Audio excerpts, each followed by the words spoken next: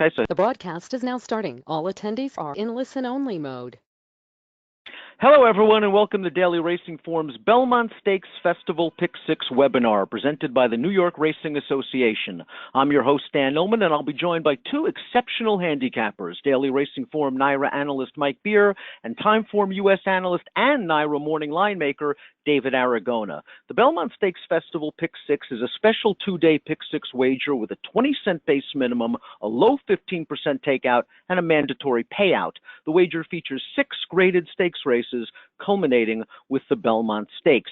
Let's get started with the 2 Friday races included in this Pick 6, and David will start with the True North Stakes, race number 8 on Friday. The morning line favorite is the number 3 Catalina Cruiser, and he certainly has some questions to answer off the layoff. Yeah, I don't think there's any doubt that Catalina Cruiser's best race is True North. We're going to get him on the layoff. It's a little curious to me that they're shipping him out to New York to begin his 2019 campaign, given that his loss last year was when they shipped him out to Churchill Downs out of California. So I just think it's a little odd that they're not starting his 2019 campaign in California. That said, he's got the top speed figures in the race. I do feel like some of his big efforts last year, he was just catching some of his main rivals at the right time.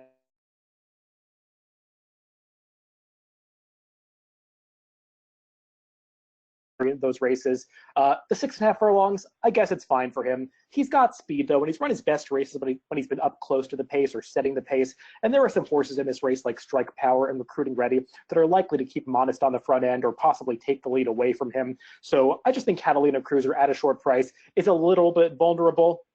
I like horses like Whitmore and Dushare. I think they make a lot of sense in this race. They're both deep closers. Whitmore's got a little bit more tactical speed. I think it just remains what we get from this race, because Whitmore's last race in the Churchill Downs Stakes was a little bit disappointing. He made a bit of a menacing run around the far turn, just couldn't quite carry his momentum forward in the stretch. He's a horse that's been so reliable in the past, so it's maybe a bad sign that his last race was a step in the wrong direction. And Dushare, in some ways, is the most intriguing horse in this race because his effort 2 back in the Tom Fool, if he repeats that performance here, I think he's probably going to win this race because that was just a stellar effort. I just don't know what we're going to get from him because his other races don't really put him at that level. His race in the Churchill Downs last time was okay. He passed Whitmore in the late stages. Perhaps that wasn't a race that really set up for closers, but I just wasn't thrilled with his performance. And I wonder if he's a horse I can really trust to get back to that effort 2 back. Looking through this race, just wanted to find some value. So I landed on the number 2 horse, Stan the Man. I don't love Stan the Man in this race. Just looking through this entire field, I feel like he's the one that might offer value and get sort of ignored on the tote board. He's really improved recently for John Terranova. He's always been a really good horse. He's proficient at a variety of distances, and I kind of like him turning back to the 6.5 furlongs. I've always thought that he's a horse that would be better going around the 7 furlongs to a mile, but he can go 6.5. I know they tried to go longer with him a bunch of times, but I think the shorter distances are really where he's at his best. And he's just improved his speed figure significantly in his recent starts. He got a great trip 3 back, but I really liked his Westchester last time. He doesn't mind a sloppy track, but I thought he showed high speed on the front end, setting that pace. I thought he actually ran a better race than Nicodemus, who also really likes a sloppy track.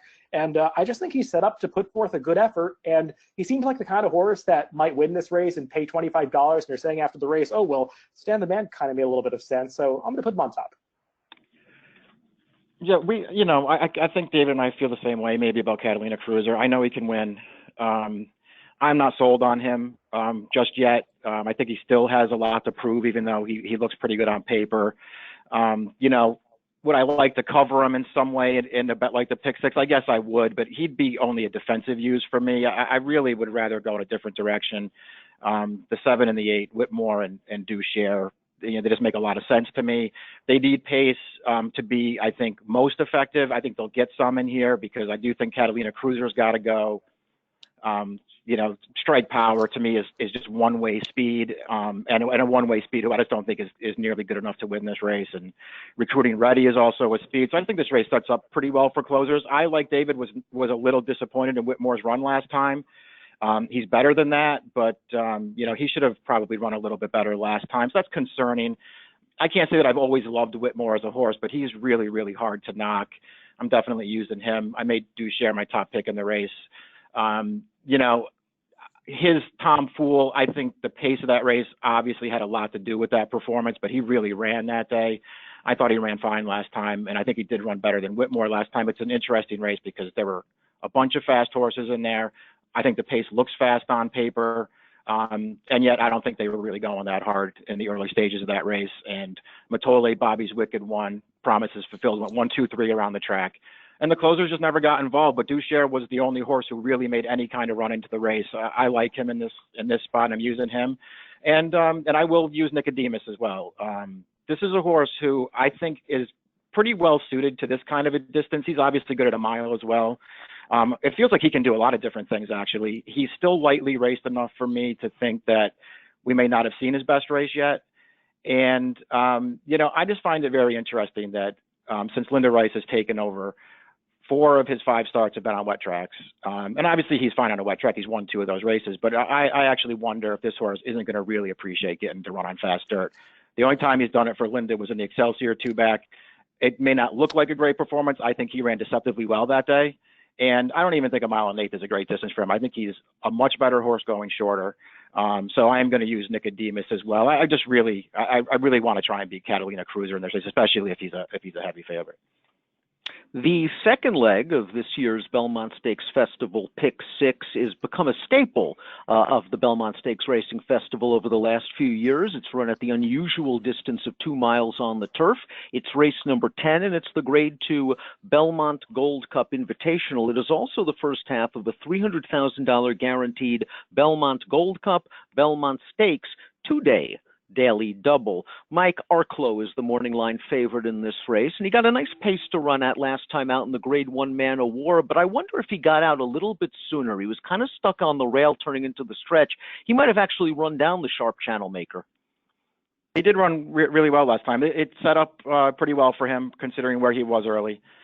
He made a nice run into that race. I thought it was a really good performance for Arklow. And I thought it was especially good when you just sort of consider, he's a horse who I think has always been cut out to be a nice horse. It took him a while to get there, but he was really finding himself in the second half of 2018. He was really coming forward at the end of last year. He had those 2 really nice wins, I thought, going longer, 1.25 miles and then 1.5 miles. And even though he didn't win the Sycamore at Keeneland, I just thought he ran a super race that day. So this horse was really headed in the right direction, and it was nice to see him come back in his first start as a 5-year-old because he dropped his rider at Keeneland, so you can't really count that one, and make as big a run as he did. He has to stretch out a 1/2 mile in this race. That, I think it's something that you at least want to consider could be a stumbling block for him. I sort of feel like he could be okay at the 2 miles, but you still want to see him do it. And if he's going to be the short price, maybe you just want to take a shot against him. I am using him for sure in this Pick 6. And then I'm just going to use a couple other horses with him. I'm going to use Ra Atoll, who just makes a lot of sense from a lot of different directions. He was a good horse last year in Europe. He ran in some nice races. His King Edward, where he finished 4th, was actually a pretty strong performance, I thought. I don't know what happened on July 12th over there on the Princess of Wales Stakes. He just didn't show up. Something went wrong. He missed a lot of time. Okay, privately purchased for a pretty cheap price after that race. And it feels like they set him up to win that German Group 2 last time, but he won it well, and it was at 2 miles. He makes plenty of sense in here. I like his running style too. If you watch his races from Europe and that last one, he stays close to the pace. That could help him in here. I'm using those 2 horses for sure, and I am using the number 3, Ahmad or Ahmad, I don't know how you want to pronounce it, but this horse looks cheap on paper. There's an argument to be made that he is not good enough to go with horses like this. I'm going to take a positive view on him now. He was running in claiming races last summer in France, not a good sign, but he did just get a lot better once they went longer distances with this horse. As soon as they stretched him out, if you watch his races, he stays very, very strongly in all of these races going 2 miles and beyond. They set him off the pace early, but he makes early runs and he carries them through the wire. He won 5 straight races. I know he looks like a synthetic horse. Maybe he is. If turf is his excuse in this, I don't think turf is going to be his excuse. Let's just say that turf won't be his excuse. Maybe he's just not good enough. But they ran him on turf in one of those wins in the 5-race win streak, and he was just thoroughly dominant in that race. I don't think it was a strong field. but he ran really well in there. I'm going to use this horse. I feel like he's going to be a really good price, and I'm not so sure he can't go with these horses over 2 miles. They're my main three. I think I want to use a little Red Knight as well. The 2 miles is good for me, one over 2 miles. And I would just point out that when he won that Jerkins, he didn't even get a particularly good trip in that race. He actually ran really well to win that. So I think Red Knight is a horse that you want to consider using pretty strongly in this sequence. So I agree with Mike about Arklow, really everything that he said as the favorite in this race. I actually liked Arklow as well in the Man of War last time. I thought he was a great price at 6-1 that day based on his prior form. But the thing about Arklow was his form was a little bit obscured coming into that race by some trips and that start where he lost the rider in his prior start. And that's just not the case anymore. He's totally exposed as a really nice horse at this point, and he's going to take money on that basis, trying a new distance for the first time. And I think you're just always supposed to take a somewhat negative view of horses in that situation. I'm definitely using him in a pick six type of wager because he can obviously win this race, but for intra-race wagers and just the purposes of spreading around, I want to use some other horses. As far as the Americans go, I respect Red Knight a lot. He just shows up every single time. He handles the 2 miles. I actually thought he ran really well on that Alan Jerkins 2-back, making an early move in that race. He's proven his class against graded stakes horses. So I just think Red Knight makes a lot of sense, although he too is likely to be probably the second choice, another relatively short price in this race. I'd also use Canassar on the outside. He ran really well in this race last year against what was arguably a better field. I mean, Call to Mind and Prince of Aaron, they're like top class group level 2 mile horses in Europe. So we don't really have those in this race. So I feel like based on Canassar's effort in this race last year, he makes a lot of sense as a potential win candidate. And I know it looks like his form recently is just not quite what it once was, but he's gotten some bad trips in those races, and he's in better form than it appears. I wouldn't dismiss him, and he's going to be a decent price in this race. As for the Europeans, it's really hard to get a read on the form. Mutasa Deer just seems like a horse that can't handle the turf. He's arguably the best of the Euros, but his good form is on synthetic tracks. And just watching his turf races, it seems like he doesn't really handle it as well as the synthetic going, whether it's firm or soft. It just doesn't seem to be what he prefers to do. Like Mike, I think that Ahmad probably can handle the turf. I just question his overall class. Looking through the PPs of the horses that he beat in those recent races in Great Britain and France, they're just not very good. And I know some of the time form ratings are okay. I just wonder if he really stacks up against this field from a class perspective, though I do think he will get the 2 mile distance. I landed on Raw at Toll as my top pick. I agree with everything Mike said about this horse. I do just want to highlight, though, he was a really good horse before something happened to him in that July race last year in the Prince of Wales. I mean, if you look at his King Edward VII performance at Royal Ascot last year, he was less than 3 lengths behind Old Persian, who was the Dubai Shima Classic winner this past winter, as well as Rostropovich, who was second in the Irish Derby last year. So Ra Atoll was a Group 2, Group 1 level type horse in Europe as a 3-year-old. And it's kind of mind-boggling to me that he was dismissed at 32-1 in that German race last time. I don't know if how accurate those odds are, but that's how they evaluate form in Germany. But just seems kind of crazy that a horse with his class lines would be dismissed at that kind of price against that field. There were some decent horses in that race. I mean, Thomas Hobson, who was second, is a winner of the Group 2 Doncaster Cup, so he's a group stakes level horse going marathon distances in Europe. I just think Ra Atoll makes a ton of sense based on that last race, having proven that he can still get back to his good form. I know that these connections are not really familiar to American racing fans, so that's probably going to drive up his price a little bit. And I also like that he's got some speed, because you look at that Time Form US pace projector, that's actually a new characterization that we rolled out recently, no speed, that we just put that up when there's no horses with either a speed, lead, or a track or running style in the race. So the lead is going to be there for the taking. We'll see if that's actually an advantage or not, but it feels like Ra Atoll could be a horse that leads this field in the early going. So hoping to get around 6-1 on him. If you're alive after the first 2 legs of this 2-day pick six, you get to go to bed on Friday night with dreams of a big score, but you still have to get through 4 grade 1s on Saturday, beginning with race number 8, the Woody Stevens, for 3-year-olds going 7 furlongs. And the morning line favorite in this race, David, that you made is Rock Solid. Mind Control is just a consistent horse around one turn. He draws a very nice outside post position, and you can imagine just him running his usual good race.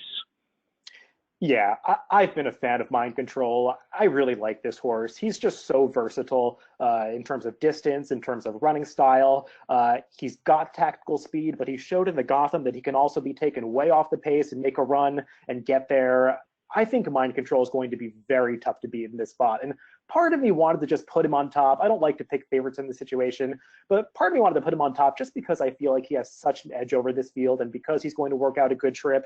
I also like that Greg Sacco has really focused on the sprint races with him and has been targeting this race for a long time as the goal. It's a grade 1 this year. It's going to be really valuable for one of these horses to win this race.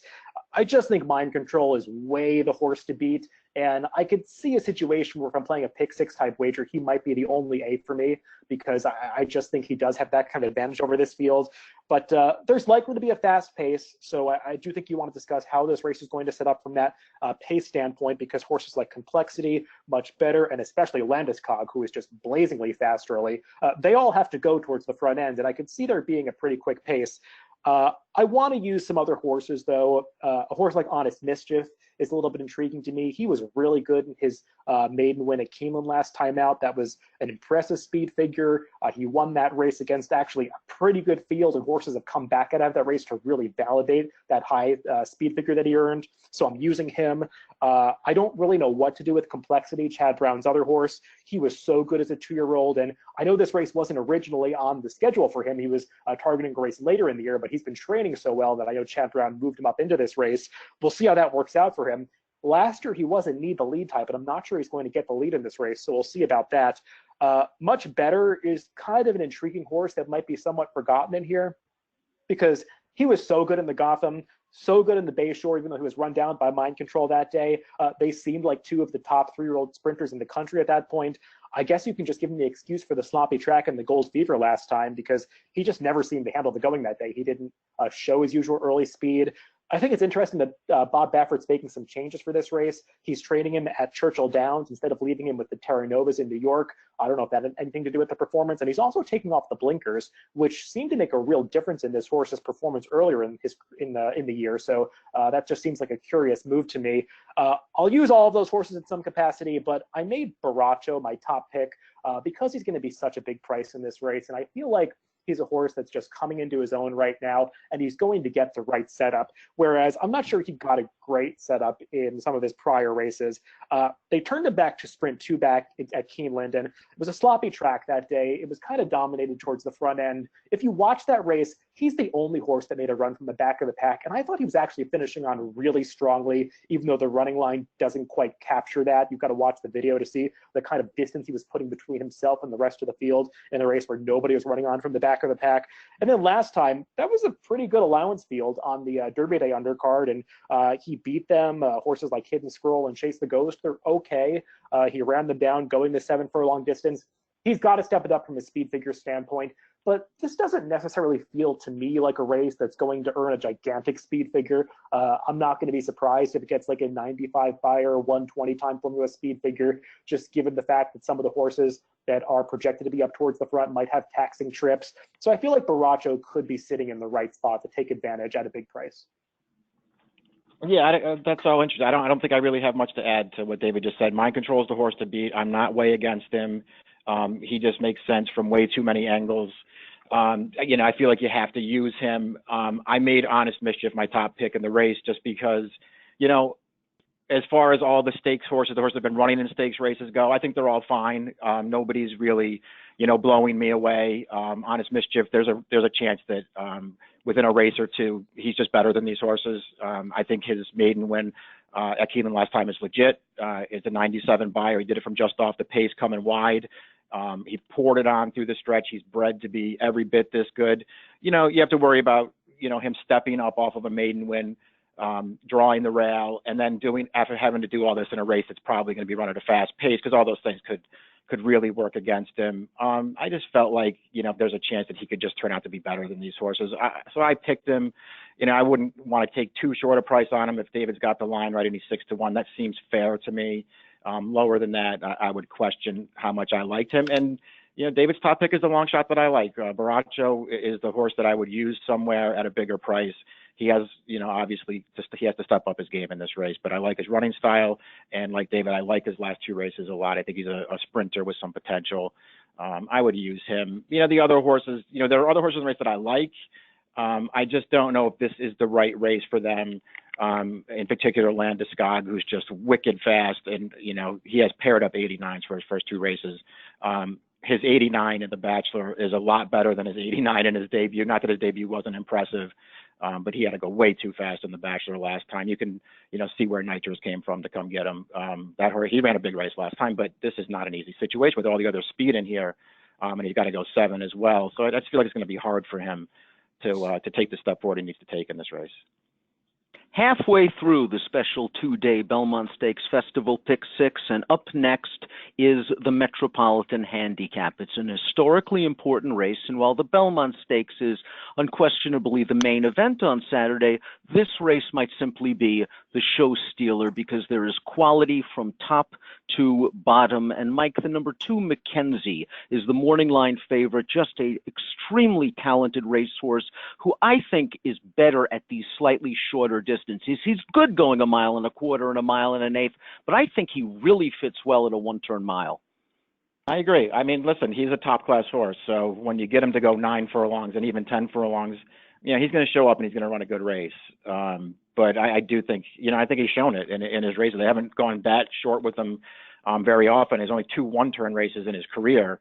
He was, lights out in both of those races, though he feels like he's better going shorter. He didn't beat anything last time in the Alashiba. Certainly he didn't beat anything like he's facing on Saturday, but that was a really impressive win for him going a mile and a 16th. This is a really strong field. There are a lot of really good horses in here. I do think he deserves to be the morning line favorite. And, now we'll see what happens in here. We'll see what kind of trip he can get in the race. He's drawn down towards the inside, but, to me, I have to use McKenzie. I think there's way too many things to like about him. This was an interesting race because as good as a lot of these horses are, some of them, win or lose in this race and you can't use them all. They're just some horses I'm going to stand against in this race. And if they knock me out, so be it. One of those horses is Matoli. I'm a big Matoli fan. He's a very fast horse. He's just absolutely brilliant. And he stepped up into the grade 1 last time and showed that he could, sit a little bit. He didn't go right to the front, although he was right up there with the pace the entire way. And I do think he won that race well. Again, we talked about that race a little bit. We were talking about the True North. I don't know how much he actually proved in there. I think this is going to be a really hard race for him to win, stretching out to the mile. Maybe he'll do it. But if he's around that 3-1, he'll do it and he'll knock me out of everything. And that'll be the same with the horse that he promises fulfilled, who I really like. But, there's a lot working against him in here as well. So I'm just going to stand against those 2 horses. I'm going to use McKenzie a lot. And I'm going to use Firenze Fire a lot. They're my main 2 horses in here. Firenze Fire, his merits are sort of obvious in here. This is sort of what he wants to do. When he's good, he's really, really good. His best races put him right there with these horses. And I like that he gets out of the gate really sharply, but then he doesn't need to be right up with the pace. He'll break, and then NYRA can put him where he wants to put him. And then we'll see if he can go with these horses. This is a really, tough test for him, but I think he's going to stand up to it. They're my main 2 horses. If I use anybody else, maybe Coal Front. I'm not sold on him. I did think his Godolphin Mile was good. I guess I could maybe try to get him in there. I don't really believe in that horse. My long shot to just throw in on some backup tickets is Pavel. I think there's a real chance it's too late for them to do this right now. They probably should have done this a while ago, but I don't know why they insist on running this horse 9 and 10 furlongs. It's not his best distance. He's a better horse going shorter. They haven't gone less than a mile with this horse since the Malibu at the end of his 3-year-old year. I don't know what they've been waiting for. And again, maybe it's too late, but I didn't think the Dubai World Cup was terrible. I thought he showed a little life in that race, and it's just too far for him. And cutting back at a big price, I'm throwing him in. So Mike and I have the same top 2 picks in this race, just reversed. I put McKenzie on top. In such a competitive field, I often don't like to take the favorite. Just looking through this race, I really feel like McKenzie's just going to win. He's just so good. And like Mike was saying, I really think the mile, especially the one-turn mile, is just going to be perfect for him.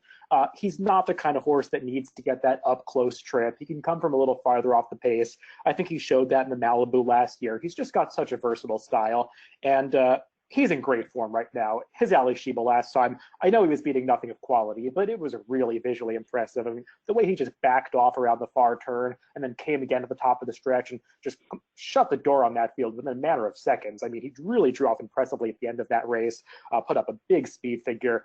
I just feel like if McKenzie holds that form, and watching his recent workout in California, it seems like he's going to hold his form. I mean, Bob Baffert, you can really tell his horses are going to run based on the way they're working coming into a race, and it just seems like this horse is sitting on another huge effort. I just feel like McKenzie's going to win this race, and I'd probably use him as my only A in a wager like the pick six. I feel that strongly about him. Firenze Fire is the horse I'd make my second pick. I don't really know what to do with him. I put him second mostly just because I'm scared of him. He's a horse that's really hard to trust because most of his races don't make him good enough to beat this field, but he does have those performances in him where he'll just show up with these gigantic efforts out of nowhere, like he did last time in the Run Happy, like he did last year in the Dwyer. Both of those performances make him very dangerous in this race. I don't know if we're going to get that out of him because he put forth one of those big efforts last time, and he's not a horse that can really put those back to back in the past, but he's really good at Belmont Park. And the fact that Jason Service is getting aggressive and running him in a race like this, I think that's probably a good sign. So I'm going to use him. I share Mike's sentiments on Matoli. I'd probably use him as a distant backup. I wouldn't completely toss him because he is so good. I just don't feel like this is the right spot for him. He's got to deal with Promises Fulfilled on the front end, potentially even Coal Front if they use his speed from the rail. And as we were saying earlier, the Churchill Downs Stakes felt like a race that was just kind of a merry-go-round. It didn't really set up for closers, even though the pace looks like it was fast. Even a horse like Promises Fulfilled and Bobby's Wicked One, they were able to stay up there on the pace the entire way, just 1, 2, 3 around the racetrack, and that did favor Matoli a little bit. He finished off that race well. He proved he can get the 7 furlongs, which had been a major question coming into that race, but now he's got to stretch out the extra furlong to the mile, and I just feel like this is a really tough assignment for him, though I do respect his talent. Not a big fan of Coal Front. He's a better horse than I ever gave him credit for, and he's proven that earlier in the year, but this is a big step up in class, and I feel like he's taken advantage of some lesser spots in his prior races. I'm also not a big fan of Thunder Snow. I've been wrong about this horse before, and he seems to always outrun his odds, but I just feel like the one-turn mile is more of a starting place for him and not really the ultimate goal. I hear what Mike said about Pavel, actually. I too like him turning back in distance, and it's kind of funny to me to think this horse is only a 5-year-old because it feels like he's been around forever. But he does have races in him that make him a minor player for a lesser award in this race. The horse that I would use as a long shot somewhere underneath and as a backup in multi-race wagers is Prince Lucky, because he was so good in that Hal's Hope going back to February of this year. And don't be fooled by the speed figure 2 back in the Gulfstream Park mile, where he just had that field over a barrel and basically galloped at 1 to 5 odds after setting a slow pace that really affected his ability to run a faster final time. Last time out in the Westchester, I guess it was the sloppy track. He didn't like a sloppy track last year in the Sir Barton, so maybe he's just a horse that can't stand up on wet going. I know Todd Pletcher sometimes gets these massive performances out of horses at Gulfstream Park, and they don't bring those to other venues. But Prince Lucky is a horse that was really good and over the winter, and at that time felt like a horse that would be a contender in this loaded Met mile. So I'm going to give him a shot because it feels like he's a horse that'll be somewhat forgotten in this race. I'll use him underneath. Let's move on to the home stretch of this Belmont Stakes Festival 2-day pick six with the $1 million Grade 1 Manhattan going 1.25 miles on the turf. The great Chad Brown has entered 4 in this race, including a horse that many consider to be the best horse in the country currently, whether it is turf or dirt, and that is the 7-5 favorite on David's morning line, Bricks and Mortar. And in these pick six sequences, a lot of the folks are looking for singles, and I think a lot of folks are going to single Bricks and Mortar. David, what's your opinion on that? I don't know if I'd single Bricks and Mortar, though I would characterize him as the most likely winner of this race by quite a ways. He's a horse that doesn't win by gigantic margins, but he just gets the job done. And no matter what kind of trip he gets, he goes wide, he saves ground. He just seems to get out with enough time and run his fields down. So I think you want to take this horse seriously and afford him some respect in this race. He's the horse to beat. I don't really have anything clever to say about him. I don't have a clever take on him. I think he's going to get the 10 furlongs. I just don't think he necessarily has to win this race because there are some other really talented horses in this field. I'll touch upon the other Chad Brown horses. Not a big Raging Bull fan. I don't think he wants any part of a mile and a quarter. I know they're putting the blinkers on him in this race, and he worked well with them last week. I just feel like he's a horse that hasn't really gone on from his 3-year-old season, and I'll be very surprised if he's able to put forth the top effort going this distance. Olympico and Robert Bruce met up in the Fort Marcy last time. It's an interesting race to watch because there was no speed on paper aside from Dr. Edgar, who wasn't really that aggressive in the early going. And Robert Bruce just sort of found himself right up on the pace that day, which is not really where he wanted to be. It was also just a soft, boggy course. And Robert Bruce has proven over and over again he does not like given turf courses, especially as much give as he faced last time in Fort Marcy. He really likes to hear his feet rattle. He likes these hard turf courses during the summertime. And I feel like Robert Bruce is going to get that kind of course on Saturday. There was a little rain in the area last night, but there's no rain between now and the Belmont Stakes card on Saturday. So the courses are going to be pretty firm and hard. And I just think Robert Bruce is going to get his preferred kind of going. I still have faith in this horse. I know that some people are going to look at his last 3 efforts and say, oh, he's just lost a step. He's not the kind of horse that we thought he was going back to the Arlington Million last year, but he's had legitimate excuses. In the Turf Classic 3-back, he was wide coming around the second turn over a course that really was favoring horses down towards the rail path. I can excuse his Breeders' Cup Turf because the turf course was just not his liking that day. And then last time out, I don't care about that race. He just got a prep under his belt over a turf course he hated, and I feel like he's going to run a lot better in this Manhattan. So Robert Bruce is my top pick because he's going to offer some value. Chad Brown's other horse, Olympico, I just felt like last time's the time for this horse. He was 18-1 off some murky French form that you didn't know what to make of. He loved the boggy going that day in a race where others just didn't. At the end of the day, once Robert Bruce didn't show up, that Fort Marcy was not a very strong race. I mean, Dr. Edgar, who was up on that fast pace, still held on for second, and Colum Rogue was third. So Olympico really wasn't beating much in that field. I know he got a big speed figure, but I'm a little bit wary of him. He's the one I wanted to play against. And the other horse that I would use just defensively is Channel Maker. I don't think a mile and a quarter is really the best distance for him, but it does seem like he's gotten back into good form last time after winning the Man of War. He seems to handle any kind of going, so I'll use him as a backup. But Robert Bruce is the horse that I really want to key on along with Bricks and Mortar. Listen, Bricks and Mortar, I think he's a deserving short price in this race. I don't see how you play this sequence seriously and not use him. He just makes a ton of sense. Channel Maker, I'm using. They're really, to me, they're the main 2 horses in here. I'm definitely using both of them. I look at the other two Chad Brown horses. I think the exact opposite way, maybe that David does. I don't really have anything against Robert Bruce. I thought his races last year were fine.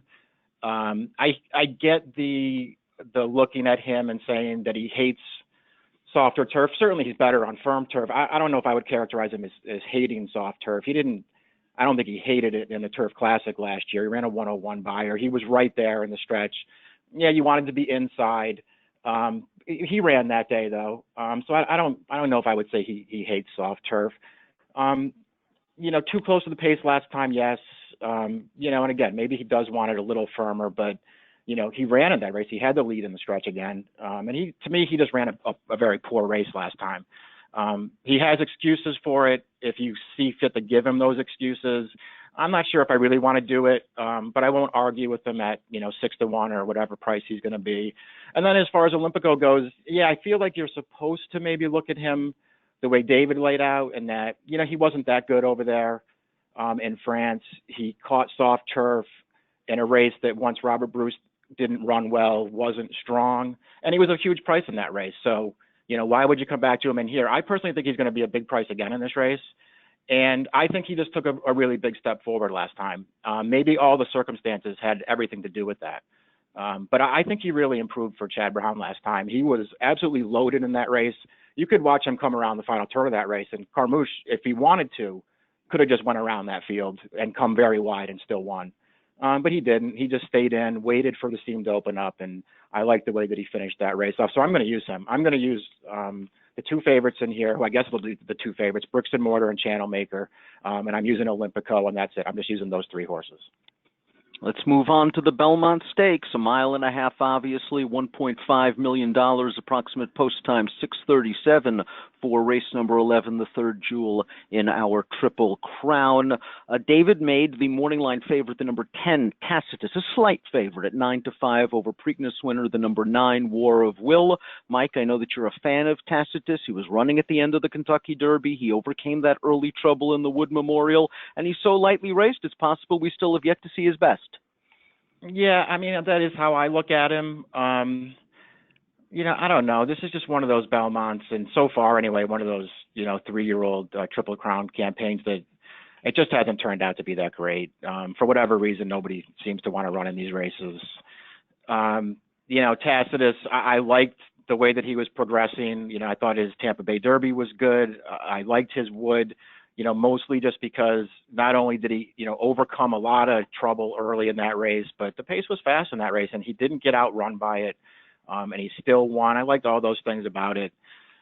His Derby, you know, it did feel like the sloppy track might have bothered him, you know, once he got behind horses early, and, you know, sort of lost a bunch of position in the race. I think it really worked against him. I don't think he wanted to give away as much position in that race as he did early, and he ran at the end. It wasn't a great performance, but it was a good one. I think it, you know, sort of suggests that, you know, maybe he is going to turn out to be one of the better 3-year-olds in this crop. He's still got a lot to prove. It's just that there's, you know, listen, you know, who knows what will happen on Saturday. He's got to go a mile and a half. I just don't like the alternatives in this race. There's nothing about the other horses in here. I'm not trying to knock War of Will, who just, you know, obviously has been very good since they switched him to dirt. And, you know, his Preakness was good. You know, he did get a perfect trip in that race, but that pace was fast. You know, he stayed close to it. He still ran. He earned a 99 buyer. There's nothing wrong with that horse. I don't love him, but, you know, I'm not going to sit here and knock him either. I do think there's a chance that Tacitus just turns out to be better than him, especially at a mile and a half. And the other horses they just don't do a lot for me. You know, I would like to use Intrepid Heart somewhere in this race, and I think I will try to include him at least on backup tickets.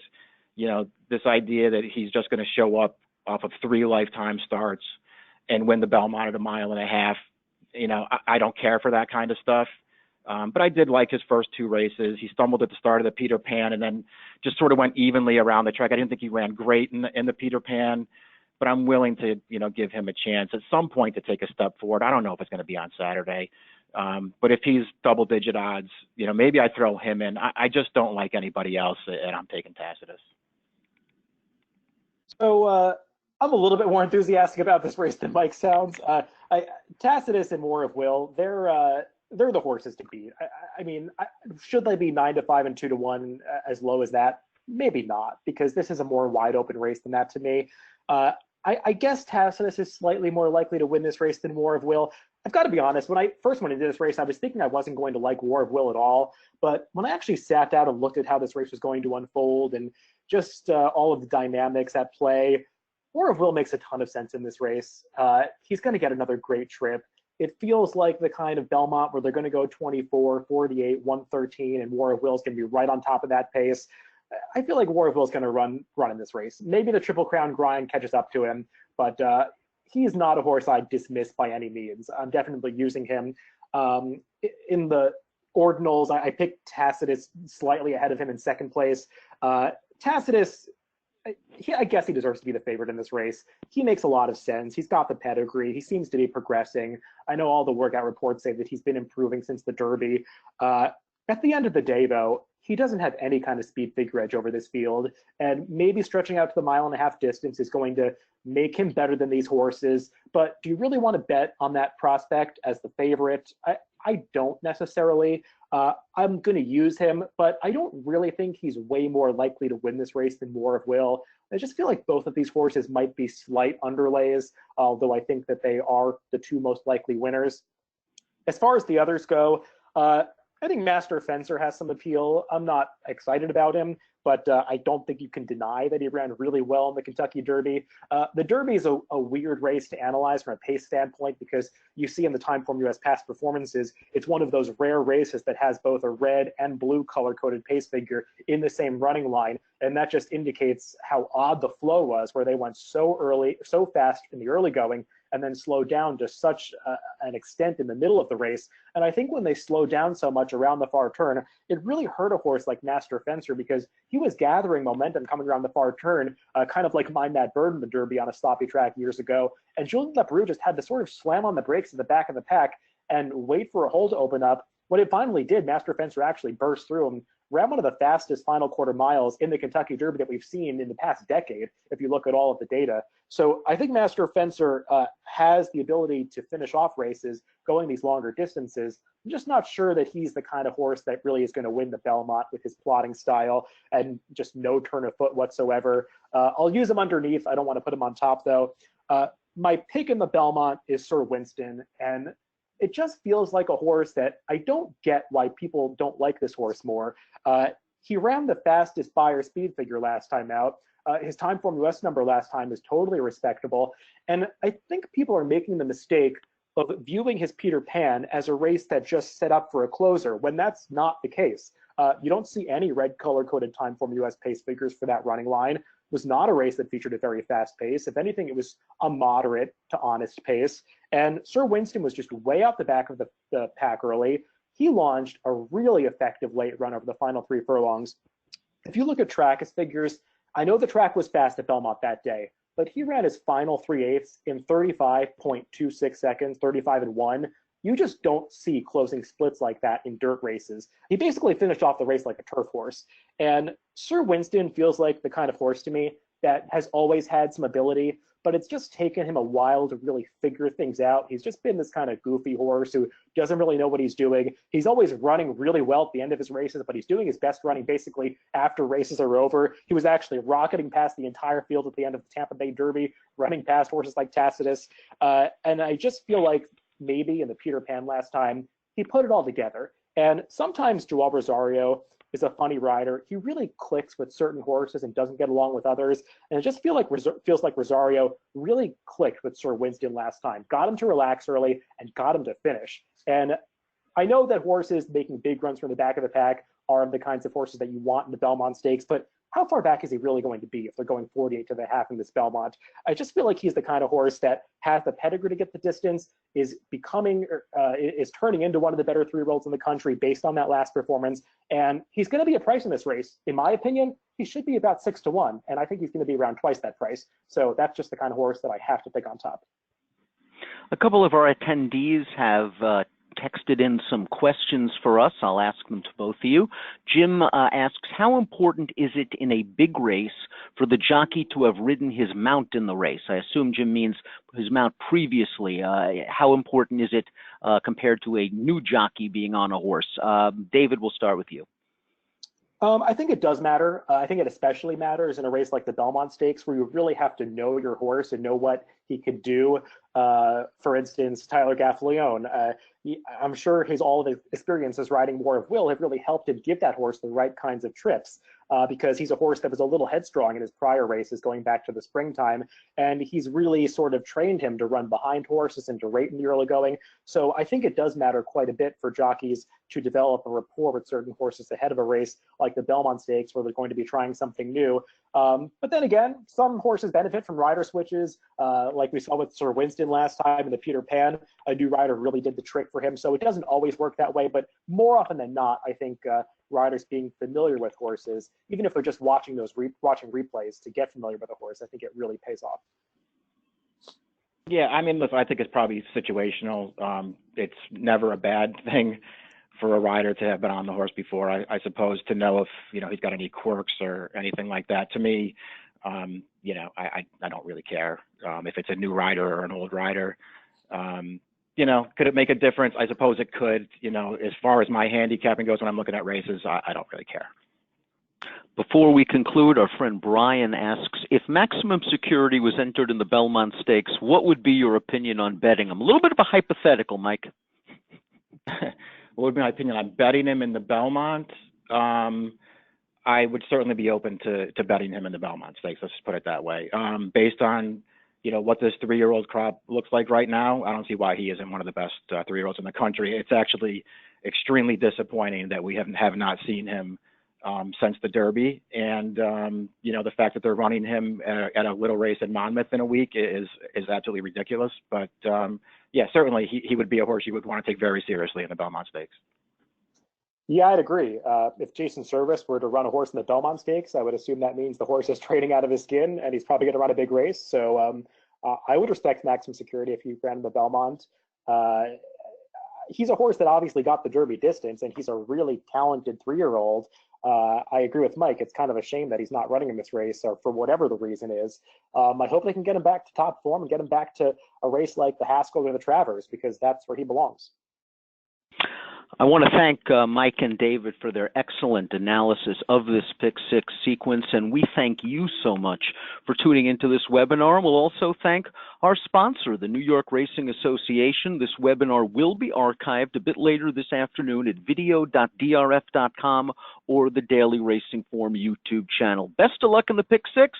Best of luck in the Belmont, everybody.